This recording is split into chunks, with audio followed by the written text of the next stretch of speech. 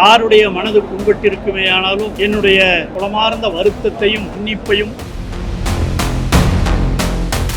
நிச்சயமாக இதுபோல் நீ பேசுவதற்கு வாய்ப்பில்லை. இது யாருடைய மனதை புண்படுத்தி இருந்தாலும் மீண்டும் உங்கள் மூலமாக என்னுடைய வருத்தத்தை சென்னையில் நான் 1.5 ஆண்டுகளுக்கு முன்பு பேசியதற்காக தொடரப்பட்ட வழக்கு, இந்த வழக்கு இப்பொழுது நடைபெற்றுக் கொண்டிருக்கிறது.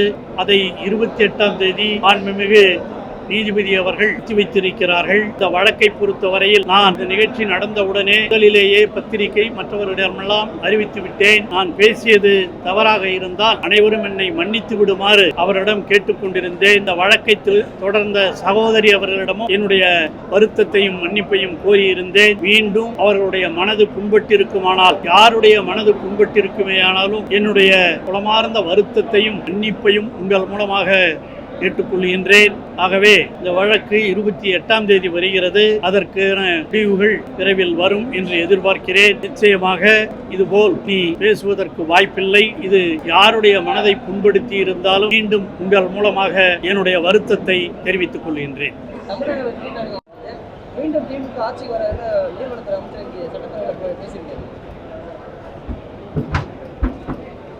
எங்களுடைய நிரந்தர முதல்வர், நான் முதல்ல தான் சொன்னேன், இதெல்லாம் எவ்வளோ இருக்குன்னு தெரியாது.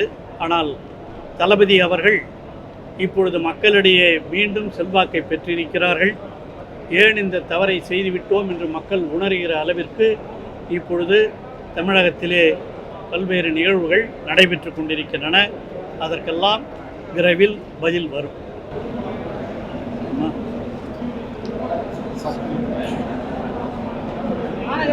சென்னை மாநகர போக்குவரத்து கழகத்தை நடத்துவதில்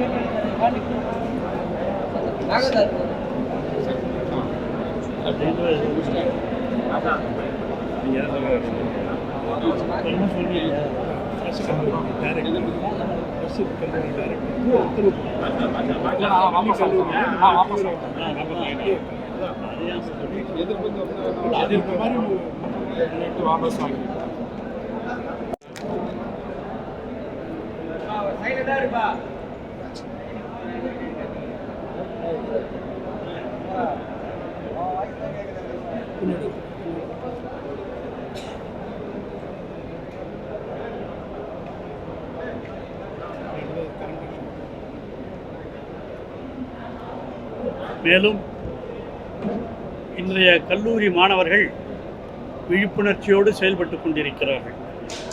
குறிப்பாக காக்ரோச் பார்ட்டி மற்றும் கம்யூனிஸ்ட் பார்ட்டிகளுடன் தொடர்புள்ளவர்கள் பற்றி தகவல் தர வேண்டும் என்று கல்லூரி கல்வி இயக்குனர் ஒரு சுற்றறிக்கையை அனுப்பியிருந்தார். அது இப்பொழுது திரும்ப பெறப்பட்டிருக்கிறது. அதற்கு கல்லூரி மாணவர்களுடைய எதிர்ப்பும் அவர்களுடைய விழிப்புணர்வும் தான் முக்கிய காரணமாக இருக்கிறது. என்றுமே கல்லூரி மாணவர்கள் மாணவ பருவத்திலே இருந்து விழிப்புணர்வோடு செயல்பட்டு கொண்டிருக்கிறவர்கள்தான். அவர்களுடைய விழிப்புணர்வின் காரணமாகத்தான் தமிழகத்திலே இன்றும் திராவிட இயக்கமும் பொது உடைமை இயக்கமும் வளர்ந்து கொண்டிருக்கிறது. தமிழகத்தினுடைய முன்னாள் முதல்வர், என்னாலும் தமிழகத்தினுடைய தமிழர்களின், உலகத் தமிழர்களின் தலைவராக இருக்கிற தளபதி அவர்கள் மாணவ பருவத்திலிருந்தே இதுபோல கொள்கைகளுக்காக உழைத்தவர். அவருடைய வழியிலே இன்று மாணவர்களும் போராடி வெற்றி பெற்றிருக்கிறார்கள். அவர்களுக்கும் என்னுடைய வாழ்த்துக்களை தெரிவித்துக் கொள்கிறேன்.